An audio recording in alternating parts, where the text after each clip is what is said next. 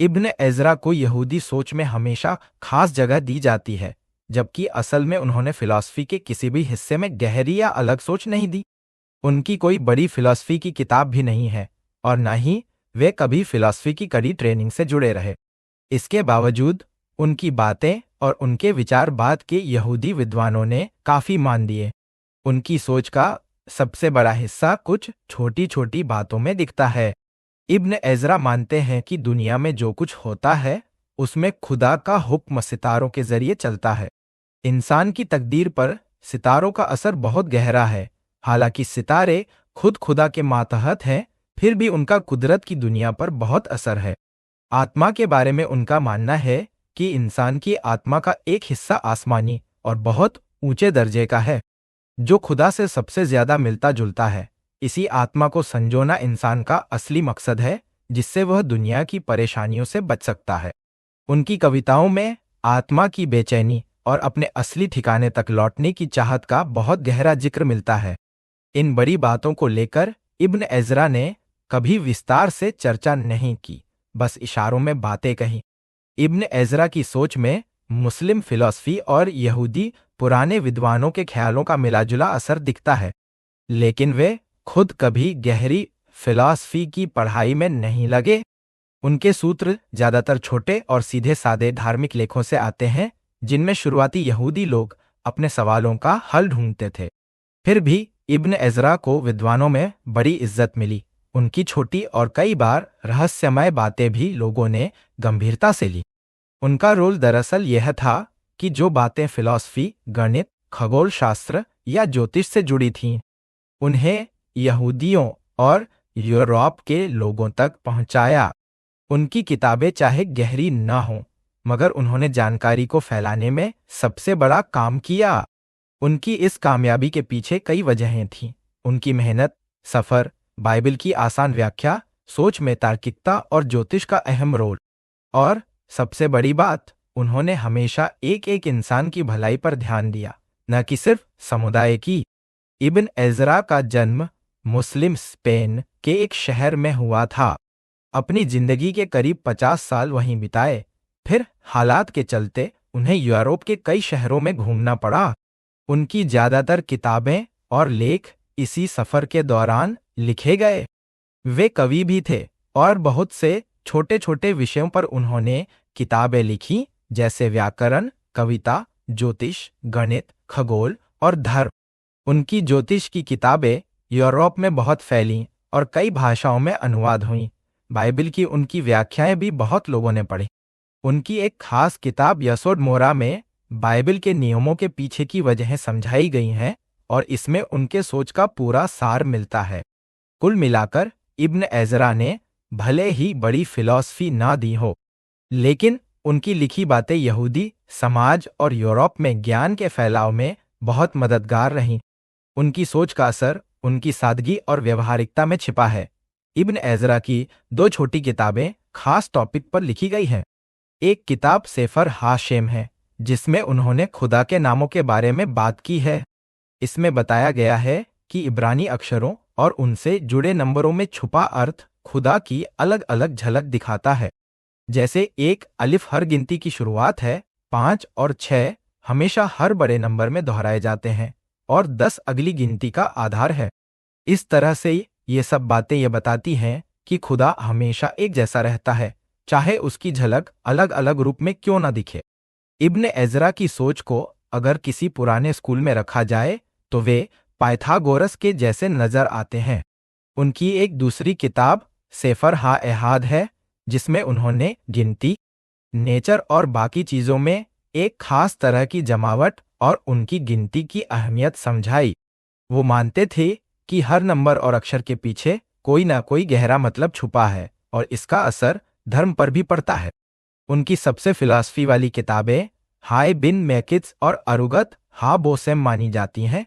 इनमें से एक कविता की शक्ल में है। इन किताबों में उन्होंने अणुओं की बात की है, जो मुस्लिम विद्वानों की परंपरा से जुड़ी हुई है।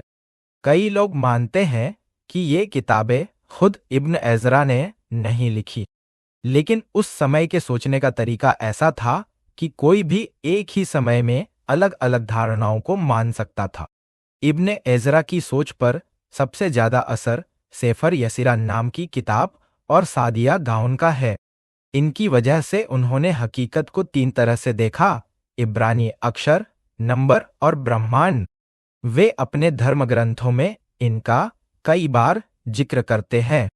उनका तरीका ये था कि कई पुराने विचारों को मिलाकर नए अर्थ ढूंढना, न कि एक सख्त नियम या सिद्धांत बनाना। उनकी एक और किताब यसोड मोरा में कुछ और पुराने रहस्यमय किताबों का भी जिक्र है। ये सब किताबें यहूदी पुराने दौर की सोच से जुड़ी हैं और इन्हें पढ़कर लगता है कि इब्न एज़रा ने हमेशा अलग अलग विचारों को आजमाया, कभी किसी एक सोच में बंधे नहीं। उनकी लिखी चीजें अक्सर गहरी, छोटी और पहेली जैसी होती थीं, लेकिन इनमें किसी बड़े मकसद या समझ को बांधने की कोशिश नहीं की गई। इब्न एज़रा को यहूदी कवियों की उस परंपरा में रखा जा सकता है जिसमें इब्न गाबिरोल और हलेवी भी आते हैं। इन सब का मकसद अपने धार्मिक अनुभवों को शायरी के जरिए दुनिया तक पहुंचाना था। इन सब ने अपनी अपनी पसंद से धर्म ग्रंथों का मतलब निकाला और अपने मन की गहराई को शब्द दिए। इब्न एज़रा खुद को कभी बड़ा फिलॉसफर नहीं मानते थे, लेकिन उनकी शायरी और लिखावट में जो सच्ची लगन, दुनिया से अलगाव और आत्मा की आज़ादी की चाहत थी, वो उनकी सोच को गहराई देती हैं। उनके लिए असली मायने इस बात में थे कि इंसान खुद को दुनिया की उलझनों से कैसे ऊपर उठा सकता है और रूहानी सुकून कैसे पा सकता है। इब्न एज़रा की सोच में ज्योतिष विद्या का बहुत अहम स्थान है। उनकी वजह से ही उस वक्त यहूदी लोगों में यह सवाल उठने लगा था कि ज्योतिष सही है या नहीं। ज्योतिष के बारे में इब्न एज़रा का मानना था कि यह दुनिया दो हिस्सों में बंटी है, एक ऊपर का आसमानी हिस्सा और दूसरा नीचे की धरती। धरती पर होने वाली हर चीज का असर आसमान के ग्रह नक्षत्रों में पड़ता है। इंसान अपने आप को एक ऊंचे रूहानी स्तर से जोड़ सकता है, जिससे वह इन ग्रहों के असर से भी ऊपर जा सकता है। लेकिन हकीकत में ऐसा करना बहुत मुश्किल है और ज्यादातर लोगों को इसका कोई फायदा नहीं मिलता। उनकी किताबों में कई बार यही मायूसी झलकती है कि इंसान चाहकर भी अपनी किस्मत नहीं बदल पाता। उसे वही झेलना पड़ता है जो नसीब में लिखा है। इब्न एज़रा की सोच ये भी थी कि ज्योतिष के नियम यहूदियों और गैर यहूदियों के लिए बराबर हैं। हालांकि उनकी कुछ बातें ऐसी हैं जिससे लोग ये समझ सकते हैं कि यहूदी शायद इन ग्रहों के असर से अलग हैं, लेकिन असल में उनकी ज्योतिष की किताबों में सब इंसानों को बराबर बताया गया है। उनका पूरा नजरिया इंसानियत और दुनिया को जोड़ने वाला था, सिर्फ किसी एक धर्म तक सीमित नहीं था। ज्योतिष की मदद से इब्न एज़रा ने कुछ पुराने धार्मिक नियमों को समझाने की कोशिश की, जैसे कि मंदिर में जानवरों की बलि क्यों दी जाती थी। उनका कहना था कि जब मंदिर था तब इन चीजों का एक वैज्ञानिक और ब्रह्मांड से जुड़ा कारण था। अब भले ही ये परंपराएं खत्म हो गईं, लेकिन इनके पीछे छुपा ज्ञान आज भी समझने लायक है। लेकिन उन्होंने कभी ये नहीं कहा कि इन पुराने रिवाजों को फिर से शुरू करना चाहिए। उनके अनुयायी भी बस इतना ही मानते थे कि इन पर सोचने और समझने की जरूरत है। इब्न एज़रा का असर बहुत तेज और गहरा था। जहां जहां वे गए, उन्होंने अपनी किताबों के जरिए खगोल शास्त्र, गणित, भाषा और सोच के कई नए तरीके लोगों तक पहुंचाए। उन्होंने अपने दौर की बड़ी बड़ी किताबों जैसी गहराई या विस्तार तो नहीं दिया, लेकिन उनके कारण ये सारी बातें यहूदी समाज में और यहाँ तक कि ईसाई दुनिया में भी फैल गईं। इसी वजह से उन्हें यहूदी सोच के इतिहास में एक अहम जगह मिली है। असल में इब्न एज़रा का कमाल ये था कि उन्होंने अलग अलग इल्म को आम लोगों तक पहुंचाया और उसे इतना आसान बनाया कि सब समझ सके। वे गहरे फिलॉसफर नहीं थे, लेकिन उन्होंने बहुत से लोगों को सोचने के लिए नया रास्ता दिखाया। उनकी असली खूबी यही थी कि उन्होंने जो भी सीखा उसे दूसरों को सिखाने की पूरी कोशिश की। बहुत से यहूदियों के लिए इब्न एज़रा उस जमाने की यहूदी सोच और संस्कृति की आवाज बन गए थे। लोगों को लगता था कि उनकी बातों के पीछे पूरी अंदलुसियाई संस्कृति की ताकत है, खासकर आत्मा और इंसान की आजादी जैसे सवालों में। उन्होंने अपने विचारों को फैलाने के लिए बाइबिल की व्याख्या का तरीका अपनाया, जिससे आम लोग भी उनकी बातों को पढ़ और समझ सके। उनकी व्याख्या छोटी, मजेदार और सीधी होती थी, जिसमें भाषा और शब्दों की गहराई के साथ साथ सीधे मतलब पर जोर दिया जाता था। कभी कभी वो अपने लिखे में कोई राज या गहरी बात की तरफ इशारा करते, पर उसे पूरी तरह से खोलते नहीं थे। इसी वजह से उनके लिखे हुए में कई जगहों पर रहस्य बना रहता था। इब्न एजरा ने व्याख्या की शुरुआत में बताया कि सही और गलत तरीके से तोराह की व्याख्या कैसे करनी चाहिए। उनकी व्याख्या में कई बार छोटे छोटे निबंध भी मिलते हैं, जिसमें वो अपने विचार जैसे कि व्याकरण, गणित और ज्योतिष के बारे में विस्तार से बताते हैं। उनकी इन राजदार और थोड़ी मुश्किल लगने वाली बातों की वजह से आगे चलकर उन पर कई बड़ी किताबें और टिप्पणियां लिखी गई। इन सब की वजह से उनके विचार 14वीं सदी के यहूदी दार्शनिक साहित्य में बहुत फैल गए। अक्सर ये टिप्पणियां इब्न एजरा की बातों को इंसानियत और व्यापक सोच से जोड़ती थी, जो यहूदी या किसी एक धर्म तक सीमित नहीं थी। दूसरी तरफ कुछ बड़े विद्वान जैसे नाहमानाइट्स ने उनके कुछ इशारों और बातों को पसंद भी किया, भले ही वे पूरी तरह से उनसे सहमत नहीं थे।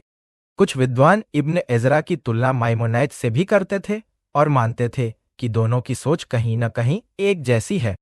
इब्न एजरा को 14वीं और 15वीं सदी में बहुत मान मिला। उनकी लिखी किताबों पर कई जगह टिप्पणियां लिखी गईं और उनके विचार कई देशों और भाषाओं में फैल गए। यहाँ तक कि अरबी बोलने वाले यहूदी भी उनकी किताबें पढ़ते थे। कुछ विद्वानों ने तो उनकी बातों को अरस्तु की सोच के हिसाब से समझाने की भी कोशिश की। आगे चलकर कई बड़े दार्शनिकों ने भी इब्न एजरा की राय को बड़ी इज्जत दी और उनकी छोटी छोटी टिप्पणियों का सहारा लिया। इब्न एजरा कभी भी लोगों के बीच से गायब नहीं हुए। उनकी बातें और किताबें हमेशा लोगों की दिलचस्पी का हिस्सा बनी रहीं। वक्त के साथ साथ उनकी सोच की अहमियत के बारे में लोगों की राय बदलती रही, लेकिन उनके लिखे विचारों का असर कभी खत्म नहीं हुआ। स्पिनोजा ने इब्न एजरा को इसलिए खास माना क्योंकि उन्हें लगा कि इब्न एजरा पहले इंसान थे जिन्होंने खुलेआम यह सवाल उठाया कि क्या मोसेस ने सच में पूरी तोराह खुद लिखी थी। इसी वजह से इब्न एजरा की बाइबल व्याख्या को बहुत नाम मिला, खासकर ईसाइयों के बीच। इब्न एजरा का जोर इस बात पर था कि बाइबल को असली और सीधा अर्थ समझने की कोशिश करो, जिसमें भाषा की जानकारी हो और बिना परंपरागत व्याख्या के काम चले। हालांकि इब्न एजरा खुद भी ये मानते थे कि उनकी व्याख्या परंपरा के खिलाफ नहीं जानी चाहिए, बल्कि वहां तक ही सीमित रहे जहां कोई पुरानी परंपरा मौजूद नहीं है या जहां कोई जरूरी धार्मिक नियम नहीं जुड़ा हो। वैसे वक्त के साथ इब्न एजरा की छवि और उनके योगदान को लोग अलग अलग नजर से देखते रहे हैं। आधुनिक जमाने के यहूदी विचारकों में नचमन क्रोखमल ने इब्न एजरा से सबसे ज्यादा सीखा। उनका मानना था कि इब्न एजरा की सोच यहूदियों के उस दौर की सबसे गंभीर दार्शनिक चुनौतियों का जवाब थी। क्रोखमल ने इब्न एजरा की कुछ किताबों की असलियत पर भी सवाल उठाए, लेकिन अब तक इस पर कोई एक राय नहीं बनी। इब्न एजरा की सोच की एक बहुत अहम खासियत यह थी कि वो हर इंसान के खुद के उद्धार यानी आत्मकल्याण पर जोर देते हैं। पुरानी यहूदी परंपरा में ध्यान पूरे समाज की मुक्ति पर रहता था, लेकिन इब्न एजरा और उनके दौर के दूसरे विद्वानों ने इंसान की निजी तरक्की और आत्मज्ञान को असली मकसद बताया। उनकी बाइबल व्याख्या और छोटी किताबें यह विचार लोगों तक सीधे और आसानी से पहुंचाती थीं। ये बात उनके यसोद मोरा नाम की किताब की शुरुआत में साफ दिखाई देती है। इब्न एजरा बताते हैं कि कुछ लोग सिर्फ नाम और इज्जत के लिए धार्मिक नियमों को सीखते हैं, तो कुछ लोग समाज की भलाई के लिए ऐसा करते हैं। लेकिन उनका कहना है कि असल में हर इंसान को खुद को सुधारना चाहिए, ईश्वर के बनाए नियमों को समझना चाहिए और जितनी समझ हो सके उतनी कोशिश करनी चाहिए कि ईश्वर की बनाई चीजों को जाने। जब इंसान ईश्वर को जान लेता है, तभी वो उसकी नजरों में अच्छा बन सकता है। पहले खुद को सुधारे और फिर अगर मुमकिन हो तो दूसरों को भी सही राह दिखाए। यानी इब्न एजरा के हिसाब से इंसान की असली जिम्मेदारी है कि वह खुद अपने आप को ठीक करे और उसके बाद ही दूसरों की भलाई के बारे में सोचे। उनके हिसाब से तोराह और उसके नियम जरूरी हैं, लेकिन असल मकसद इंसान का खुद ईश्वर को जानना है। यह काम किसी एक समाज या समूह का नहीं, बल्कि हर इंसान का निजी काम है। इब्न एजरा इस बात को बहुत शांति से और बिना टकराव के परंपरा में ले आते हैं कि असली पूजा और असली मकसद है ज्ञान पाना और आत्मसुधार। इब्न एजरा की सोच को लोगों ने अलग अलग विचारधाराओं से जोड़ा है। बहुत से मध्यकालीन विचारकों को लगता था कि इब्न एजरा और मैमोनाइड्स के बीच गहरा रिश्ता है, क्योंकि दोनों ने यहूदी परंपरा के बाहर की भी किताबों और विचारों से सीखने में हिचक नहीं दिखाई। 14वीं सदी में इस सोच को और ताकत मिली जब इब्न एजरा की व्याख्याओं पर लिखे गए सुपर कमेंट्री बहुत मशहूर हुए। इन सब ने खासकर ये बात नोट की कि दोनों ने यहूदी धर्म को समझाने के लिए तर्क का सहारा लिया और कई बार पुराने धार्मिक ग्रंथों के अलावा दूसरी किताबों से भी मदद ली। इसी वजह से दोनों के बीच के फर्क को भी कई बार नजरअंदाज कर दिया गया, जैसे ज्योतिष के बारे में उनके अलग विचार। मैमोनाइट्स की तारीफ में लिखी गई एक नकली वसीयत भी इसी दौर का हिस्सा थी, जिसमें लिखा था कि मैमोनाइट्स ने इब्न एजरा की तोराह पर लिखी टिप्पणियों और उनके गहरे राजों की बहुत तारीफ की, लेकिन असल में ये सिर्फ दोनों विचारकों के विचारों की मिलती जुलती बातों की तरफ इशारा करता है, न कि असल प्रभाव की तरफ। कई सालों से यह बहस चल रही है कि मैमोनाइट्स ने इब्न एजरा से कितना सीखा, लेकिन कोई पक्का जवाब नहीं है। कुछ लोगों का मानना है कि मैमोनाइट्स ने अपनी किताबों के सिद्धांत इब्न एजरा की किताब यसोद मोरा से ही लिए। वैसे ज्यादातर लोग मैमोनाइट्स को अरस्तू के विचारों वाला मानते हैं, लेकिन अगर वो वाकई इब्न एजरा के अनुयायी थे तो इब्न एजरा को भी अरस्तू की विचारधारा वाला मानना चाहिए। पर ज्यादातर इतिहासकार इब्न एजरा को नियोप्लेटोनिज्म नवप्लेटोनिक के यदा से जोड़ते हैं। हालांकि कुछ आधुनिक विद्वानों का मानना है कि इब्न एजरा को अरस्तू की परंपरा में भी रखा जा सकता है। कई विशेषज्ञों ने इब्न एजरा को यहूदी नवप्लेटोनिक विचारधारा का आखिरी बड़ा नाम बताया है। उनका मानना है कि इब्न एजरा ने रहस्यमयी नवप्लेटोनिक सोच को बहुत गहराई से अपनाया, खासकर मेटाफिजिक्स में। इब्न एजरा का योगदान सिर्फ दर्शन में नहीं, बल्कि व्याकरण, गणित, ज्योतिष और विज्ञान की सोच में भी है। इब्न एजरा और इब्न गबीरोल के विचारों में भी गहरा रिश्ता है। इब्न एजरा के मनोविज्ञान पर सबसे ज्यादा ध्यान दिया गया, क्योंकि वे इसी विषय की ओर सबसे ज्यादा झुके रहे। हाल के कुछ विद्वानों ने यह भी कहा कि इब्न एजरा पूरी तरह किसी एक विचारधारा में नहीं बंधे थे। वो कई बार अलग अलग, कभी कभी विरोधी धारणाओं को साथ लेकर चलते थे। यहूदी दर्शन के इतिहास में माना जाता है कि इब्न एजरा की सोच और भाषा का असर 13वीं और 14वीं सदी के यहूदी दार्शनिकों पर बहुत गहरा रहा, इसलिए उनकी असली पहचान सिर्फ एक विचारधारा तक सीमित नहीं की जा सकती, बल्कि उन्होंने अलग अलग सोच को अपनी भाषा और विचारों में मिलाकर उसे यहूदी दर्शन का हिस्सा बना दिया। इब्न एजरा की सोच में कोल यानी सब शब्द का इस्तेमाल कई बार अलग अलग मायनों में किया गया है। कभी कभी वो इसे सारी बनाई गई चीजों के लिए इस्तेमाल करते हैं, तो कभी कभी इसका मतलब होता है ऐसा कोई एक तत्व जिसमें सब चीजें आदर्श रूप में शामिल हों। ये खुदा नहीं है, बल्कि एक मध्यस्थ शक्ति है, जिसे उन्होंने योसेर बेरेशीत कहा है। ये सोच ग्रीक दार्शनिकों से आई है और इसी वजह से इब्न एजरा को नियोप्लेटोनिक नवप्लेटोनिक विचारधारा सोच से जोड़ा गया है। हालांकि कुछ विद्वानों का मानना है कि ये ठीक नहीं है और असल में इब्न एजरा के यहाँ कोल सिर्फ एक ही मायने में आता है, यानी ईश्वर जो सबका सृष्टि करता है। असल में इब्न एजरा को नियोप्लेटोनिक कहना थोड़ा गलतफहमी वाला है, क्योंकि उनके विचार कई बार अरस्तू के अनुयायियों से भी मेल खाते हैं और इस्लामी अरस्तुवाद में भी प्लेटो की सोच घुली मिली है। इसलिए इब्न एजरा को सिर्फ नियोप्लेटोनिक विचारधारा में रखना सही नहीं है। वैसे इब्न गबीरोल का इब्न एजरा की सोच में खास असर है। इब्न गबीरोल की कविताओं में यूनानी विचारधारा झलकती है और इब्न एजरा भी उनकी कई बातें अपनी रचनाओं में लाए। इन दोनों और बाकी अंडालूसी यहूदी कवियों की सोच में आत्मा की आज़ादी और ईश्वर में लीन होने की गहरी इच्छा दिखती है, जो नियोप्लेटोनिक धारा की सबसे खास पहचान है। ये भावनाएं उनकी कविताओं में सबसे ज्यादा साफ नजर आती है। इतिहासकार इब्न एजरा के ज्योतिष, अंकशास्त्र और उनके इस दुनिया से छुटकारा पाने की चाह को भी नियोप्लेटोनिक विचारधारा से जोड़ते हैं। लेकिन सच तो ये है कि नियोप्लेटोनिक शब्द ही ज्यादा स्पष्ट नहीं है और अक्सर सिर्फ एक मोटा फर्क करने के लिए इस्तेमाल होता है, आदियों और बाकी सब के बीच। इसलिए इब्न एजरा को पूरी तरह नियोप्लेटोनिक कहना भी गलत होगा, क्योंकि उन्होंने कई परंपरागत बातों को नहीं माना। जैसे उन्होंने राक्षसों का अस्तित्व नकार दिया, आत्मा की विभिन्न ग्रहों से यात्रा की बात कभी नहीं की और न ही संगीत की दिव्यता का कोई जिक्र किया।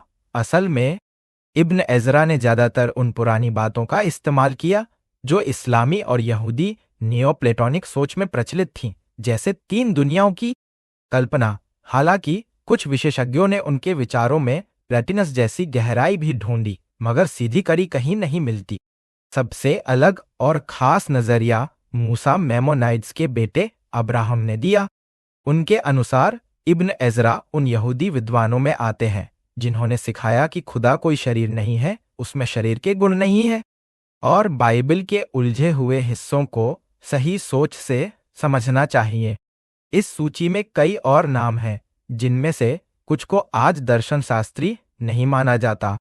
साफ है, अब्राहम ने इब्न एजरा और ऐसे बाकी विद्वानों को धर्म की बुनियादी बातें समझाने वाला माना, न कि बहुत गहरे दार्शनिक विचारों वाला।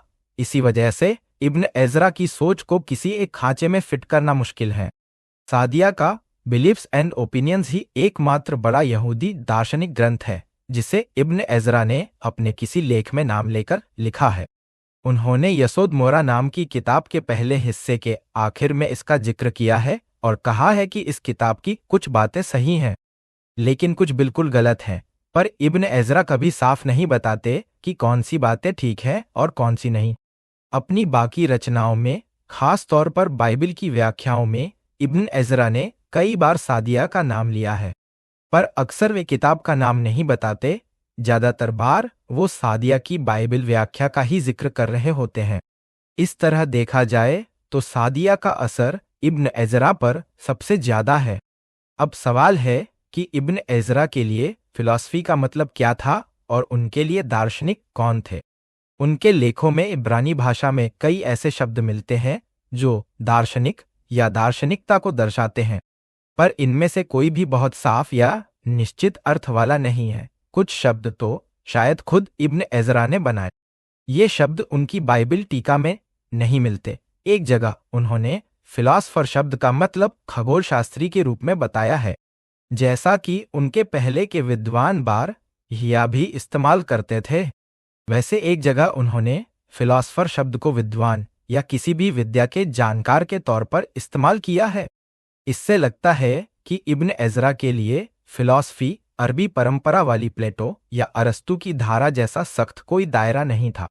शिकुल हादात यानी अकल से तौलना या सोच समझ शब्द का इस्तेमाल इब्न एजरा ने आम समझदारी या तर्क के लिए किया है। अपनी बाइबल टीका के परिचय में वे लिखते हैं कि सोच समझ की नींव जरूरी है, क्योंकि जो लोग अकल से खाली हैं उनके लिए तो राह नहीं है, और इंसान और खुदा के बीच जो संदेशवाहक है वो उसकी अक्ल है। आगे वे एक जगह लिखते हैं, जो लोग तर्क से काम लेते हैं उनके पास सबूत है कि सिर्फ एक ही पृथ्वी है। इससे दिखता है कि इब्न एजरा विज्ञान में दार्शनिकता से कहीं ज्यादा मजबूत थे। कई बार इब्न एजरा के शब्दों का अर्थ थोड़ा सीमित भी किया जा सकता है, जैसे कि वे विद्वान जो प्रमाणों के आधार पर बात करते हैं। यह शब्द मनोविज्ञान पर चर्चा के दौरान आया है। इसी तरह के शब्द दूसरे लेखक भी इस्तेमाल करते थे, जिसमें वे मुस्लिम कलाम परंपरा यानी तर्कशास्त्र के जानकारों की बात करते थे।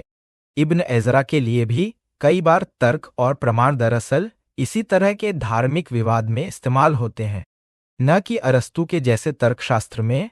इब्न एजरा ने हकमे महकार यानी जांच करने वाले विद्वान शब्द का भी इस्तेमाल किया है।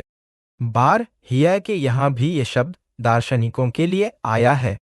जिन्होंने कहा कि रूप कोई शरीर नहीं है और न ही शरीर से जुड़ा है। तुशिया एक और शब्द है जिसका उन्होंने इस्तेमाल किया। एक जगह इब्न एजरा ने महकार वालों के विचारों की तुलना तुशिया वालों से की है, जिससे लगता है कि पहले कलाम वाले हैं और दूसरे प्लेटो या अरस्तु वाले। हालांकि ये शब्द बहुत ज्यादा बार इस्तेमाल नहीं हुए। इब्न एजरा एक जगह कहते हैं कि मनोविज्ञान सीखने के लिए बहुत सारी किताबें पढ़नी चाहिए, लेकिन वो कभी किसी किताब का नाम नहीं बताते। पूरे लेखन में उन्होंने कभी किसी मनोविज्ञान, तर्कशास्त्र या किसी बड़े दर्शन ग्रंथ का नाम नहीं लिया। असल में उनके वक्त की यहूदी बिरादरी ग्रीक अरबी विज्ञान से खूब प्रभावित थी, तो इब्न एजरा ने भी मनोविज्ञान वगैरह की बातें किताबें पढ़े बिना सुनी समझी होंगी। वो ऐसे लेखों को पसंद करते थे जो छोटे, गूढ़ और रहस्यमय हों, लंबी चौड़ी किताबें नहीं। यानी इब्न एजरा की सोच में तर्क, दर्शन और विद्या की अपनी ही परिभाषा थी, सीधी, सरल और ठोस, बड़े बड़े नामों और दावों से दूर। इब्न एजरा की लिखी गई सबसे दिलचस्प और गहरी बातें उन्हीं सवालों से जुड़ी हैं जो यहूदी पहचान की बुनियादी सोच से निकलती हैं। 10 आज्ञाओं के पहले वचन की व्याख्या में इब्न एजरा ने एक बातचीत लिखी है जो उन्होंने अपने करीबी दोस्त और मशहूर कवि यहूदा हलेवी के साथ की थी। हलेवी ने पूछा कि खुदा ने क्यों अपने आप को माउंट सीनाई पर मिस्र से निकालने वाला बताकर पहचान दी। आखिर खुदा ने ये क्यों नहीं कहा कि मैं वो हूं जिसने पूरी दुनिया और इंसान को बनाया। खुदा ने क्यों कोई ऐसी बात नहीं कही जो सबके लिए हो, सिर्फ यहूदियों के लिए क्यों? इस सवाल के जवाब में इब्न एजरा बताते हैं कि हर इंसान के यकीन की वजह अलग होती है। कुछ लोग खुदा पर इसलिए भरोसा करते हैं क्योंकि उन्होंने सुना है या किताबों में पढ़ा है, मगर जैसे ही उनका भरोसा डगमगाता है वे कुछ नहीं कर पाते। दूसरी तरफ जो लोग सच में जानना चाहते हैं वे खुदा को समझने के लिए पहले दुनिया की छोटी बड़ी चीजें, जानवर, इंसान का शरीर और फिर आसमान के रहस्यों को समझते हैं। ऐसे लोग खुदा के बनाए हर काम में उसकी पहचान पाते हैं। इब्न एजरा के मुताबिक 10 आज्ञाओं की पहली पंक्ति मैं हूं ईश्वर खुदा की उस पहचान की तरफ इशारा करती है जो उसकी सृष्टि से मिलती है, इसलिए जिसने आसमान और जमीन बनाई जोड़ने की जरूरत नहीं है। यहीं तक इब्न एजरा दार्शनिक सोच से सहमत रहते हैं। इसके बाद वे अपनी अलग बात रखते हैं जिसमें ज्योतिष का भी अहम रोल है। इब्न एजरा कहते हैं कि ऐसे पढ़े लिखे लोग जो तर्क पर चलते हैं अक्सर मानते हैं कि खुदा दुनिया में सीधे हस्तक्षेप नहीं करता। उस समय यहूदियों की किस्मत के सितारे ये बता रहे थे कि मिस्र से उनका निकलना मुमकिन ही नहीं था, लेकिन खुदा जब चाहे सितारों का नियम तोड़ सकता है। उसने मिस्र से बाहर निकालकर साबित किया कि वो सिर्फ बनाने वाला ही नहीं बल्कि कायदे कानून से भी ऊपर है। खुदा ने जब मिस्र से निकालने वाला कहा तो इससे ये बात जुड़ गई कि वह सिर्फ सृष्टिकर्ता नहीं बल्कि मुक्ति देने वाला भी है।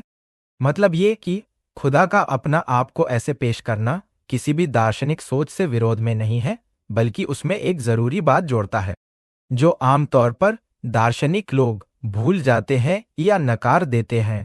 इसके बाद इब्न एजरा बताते हैं कि तेरा खुदा बोलने से हमारी खुदा की पूजा करने की जिम्मेदारी सामने आती है, और मिस्र से निकालने वाला आम लोगों के लिए वो चमत्कार है जिस पर उनका भरोसा टिका है।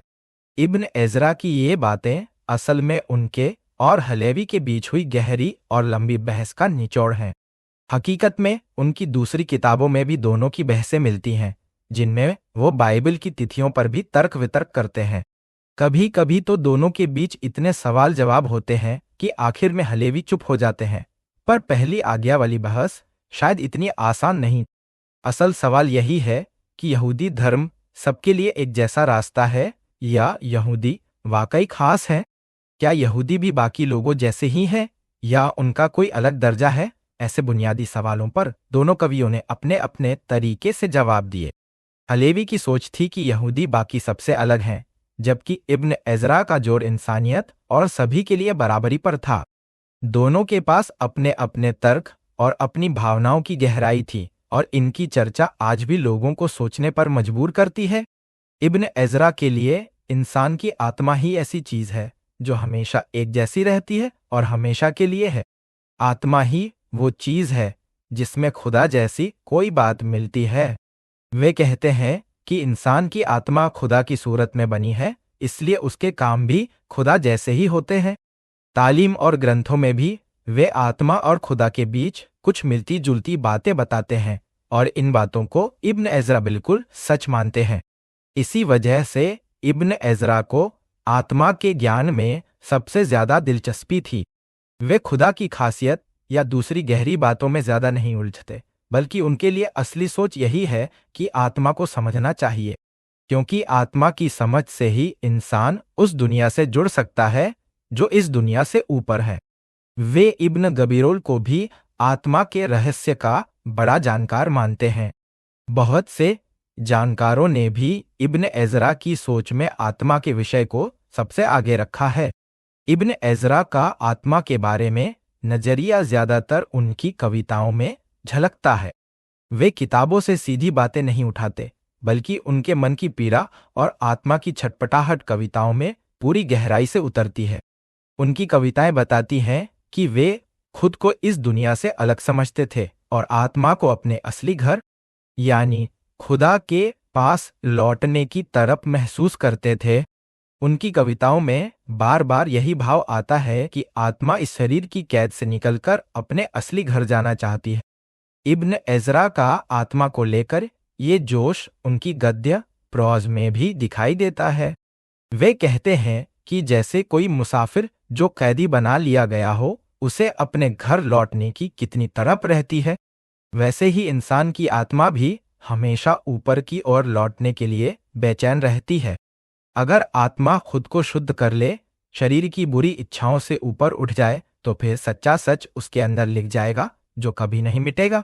चाहे शरीर चला भी जाए, आत्मा को इसी सच्चाई को समझने और महसूस करने के लिए इस दुनिया में भेजा गया है, और जब तक उसका वक्त पूरा नहीं हो जाता, वो यहाँ कैद रहती है। लेकिन इब्न एजरा की लिखी बातों में आत्मा की बनावट, उसका सफर या उसकी मुक्ति के बारे में कोई साफ साफ और लंबी चर्चा नहीं मिलती। उनके यहाँ सब बातें भावनाओं और इशारों में मिलती हैं, कोई तर्क या ठोस विचार नहीं दिखता।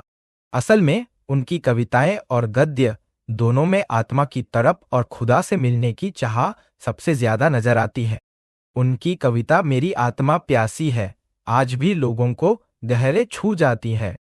अब अगर उनके एक खास कमेंट्री को देखें तो उनकी सोच और अंदाज और भी खुलकर सामने आता है। इक्लेसियास्तिस नाम की किताब की एक जगह वे बताते हैं कि आत्मा 3 हिस्सों में बनती है, वनस्पति पौधे वाली, पशु जानवर वाली और बुद्धि सोचने वाली। वे कहते हैं कि ये स्कीम उन लोगों की है जो दलील से बात करते हैं, लेकिन पूरी समझ तभी आती है जब कोई बहुत सारी किताबें पढ़े।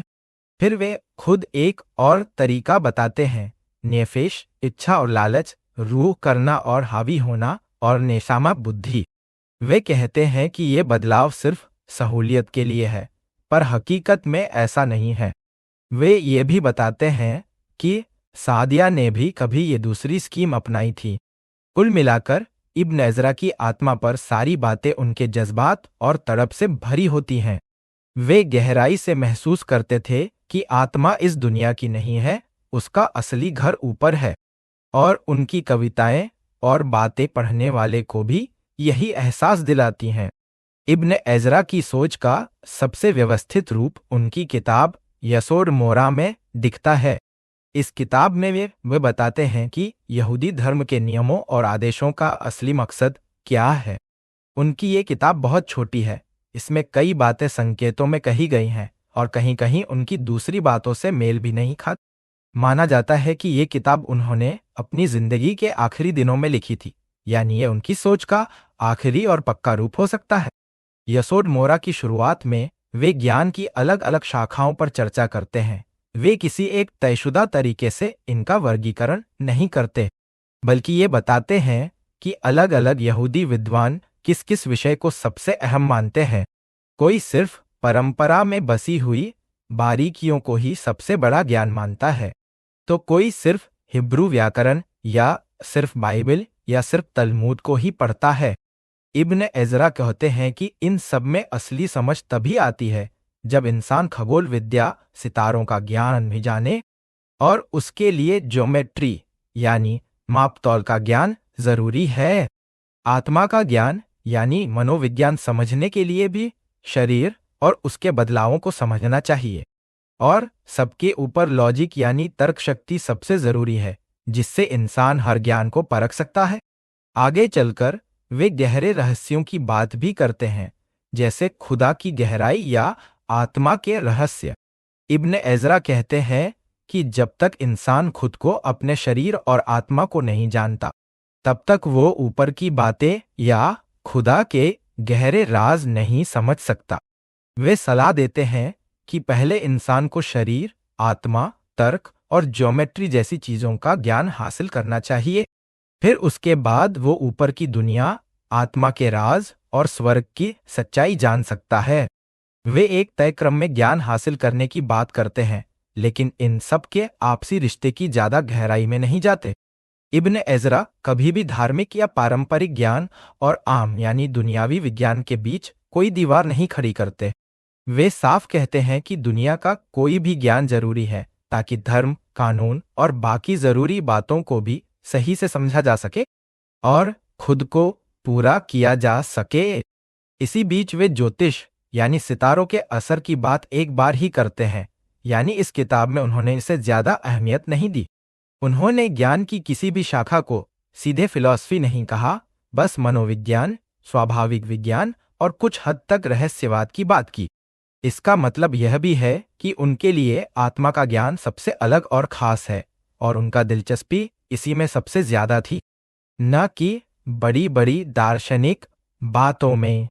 दूसरे चैप्टर की शुरुआत में वे तर्क शक्ति की तारीफ करते हैं और कहते हैं कि तर्क का ज्ञान बहुत ऊंचा है, और ये 5 खास शब्दों की समझ से शुरू होता है।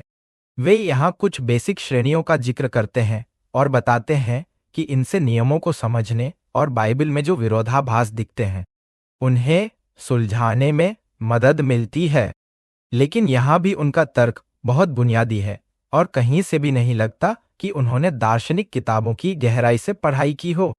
कुल मिलाकर इब्न एजरा की सोच का मकसद यही है कि इंसान पहले खुद को, अपने शरीर और आत्मा को समझे, तर्क और विज्ञान सीखे, तभी वो ऊपर की सच्चाइयों और खुदा के राज को जान सकता है।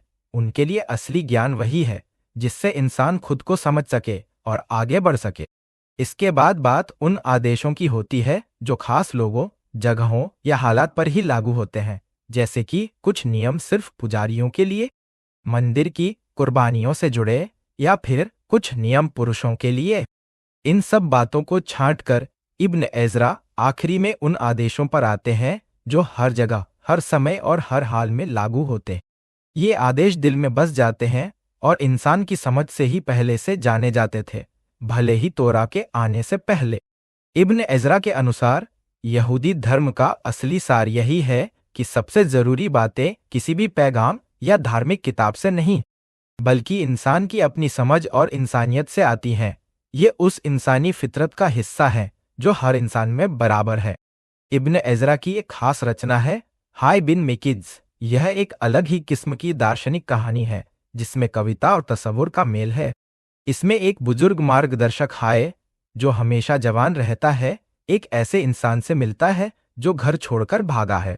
हाय उसे जिंदगी के झरने का पानी पीने के लिए बुलाता है, फिर उसे 8 अलग अलग राज्य या आकाशीय गोलों की सैर कराता है जिनका रिश्ता ज्योतिष से है। आखिर में वे उसे फरिश्तों की दुनिया में ले जाते हैं। जब वह पूछता है कि क्या इससे आगे भी कुछ है, तो हाय कहता है, हाँ, एक ऐसा एक जिसका कोई दूसरा नहीं, जो सबसे ऊंचा है और दिखता नहीं, पर अगर तुम सही रास्ते पर चलोगे तो उसे जान सकते हो। ये कहानी इब्न एजरा की सोच को और जटिल बना देती है, क्योंकि इसमें आत्मा की बनावट और परमात्मा से मिलन जैसी बातें हैं जो उनकी बाकी बातों से पूरी तरह मेल नहीं खाती। ये एकमात्र ऐसी रचना है जिसका सीधा रिश्ता यहूदी धर्म से नहीं है। हालांकि इसमें बाइबल की आयतों के टुकड़े हैं ताकि यहूदी पाठकों को अपनापन लगे, लेकिन इसमें कुछ बातें ऐसी भी हैं जो ईसाई परंपरा से मिलती जुलती हैं। ऐसा माना जाता है कि इब्न एजरा ने यह कहानी अपने एक जानकार यहूदी दोस्त की फरमाइश पर लिखी थी। इस कहानी में 3 मुख्य बातें हैं। पहली, आत्मा इस दुनिया में बंदी है और ये जगह उसके लिए अजनबी है। दूसरी, अपने असली रूप को जानना ही उसकी आज़ादी का रास्ता है। तीसरी, असली मुक्ति का रास्ता है हकीकी हिकमत यानी सच्चा ज्ञान। इस कहानी में कविता और कल्पना के जरिए इसे दिखाया गया है कि किस तरह इंसान अपने भीतर झांककर, अपने आप को समझकर और सच्चा ज्ञान हासिल करके खुदा की असलियत को महसूस कर सकता है।